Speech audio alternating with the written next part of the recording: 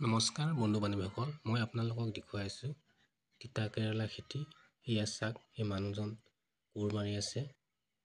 আৰু তিতা কেৰেলা খেতি আপোনালোকে যদি কৰিব বিচাৰে ভিডিঅ'টো চাব, মই আপোনালোকক দেখুৱাই আছোঁ।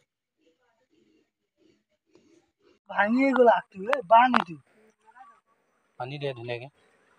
কোনে ভাঙি দিলে আগটো? এইটো বতাহত পুৰি গ'ল। ঠাণ্ডা নালাগে নেকি?